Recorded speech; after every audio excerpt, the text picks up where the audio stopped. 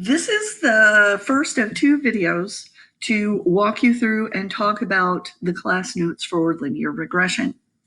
So when we start looking at linear regression in contrast to the last unit, we are now looking at two data sets, but we're not looking at comparing them. We are looking at the relationship that develops between them when we treat them together. So what we'll have is we'll have data where we have one variable that attempts to explain the other, that's our x.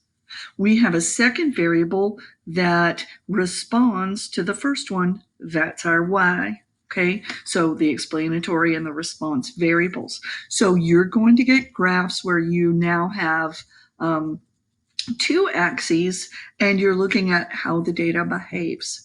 All right, so as we start looking at data, you are looking at the strength of a linear relationship. We're trying to see, do we have something that is a linear? All right, so your extremes go from one to the other. If I have something that increases perfectly from left to right, we have a perfect positive relationship. Notice that this relationship here is still increasing from left to right. It's strong, meaning that it's close to a straight line, but it's not perfectly straight like the first one. So this is still a strong positive linear relationship, just not perfect. As the points scatter, then our relationship starts to weaken. So you can see that the trend still here is still positive, but this relationship is a lot less drawn to a linear shape. So that means that this has got a weaker relationship.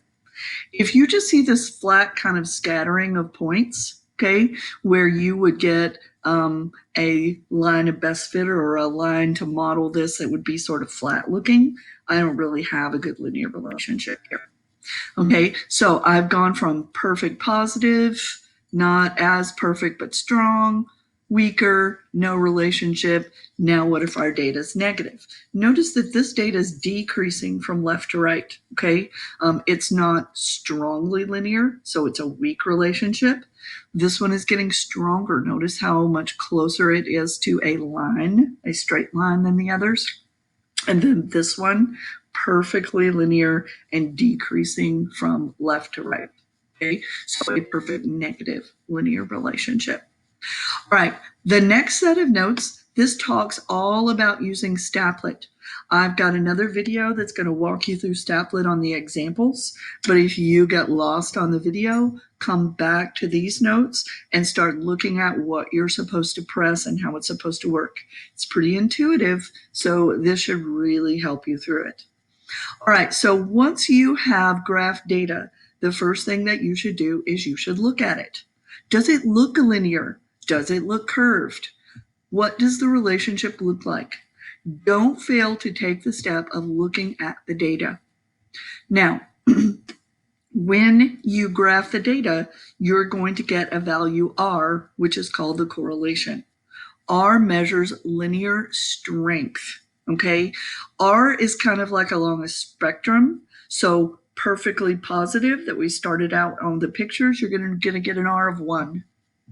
Perfectly negative, an R of -1. That no relationship that we looked at in the center where you have just this scatter, that's got an R close to 0. So if your relationship is negative, as you come in towards 0, the relationship weakens. If your relationship is positive, as you come in towards 0, the relationship weakens. So you either have a positive or a negative relationship, and it gets weaker as we approach 0. All right, this video is going to stop right there, and the next one is going to pick up talking about residuals and residual plots. Thanks.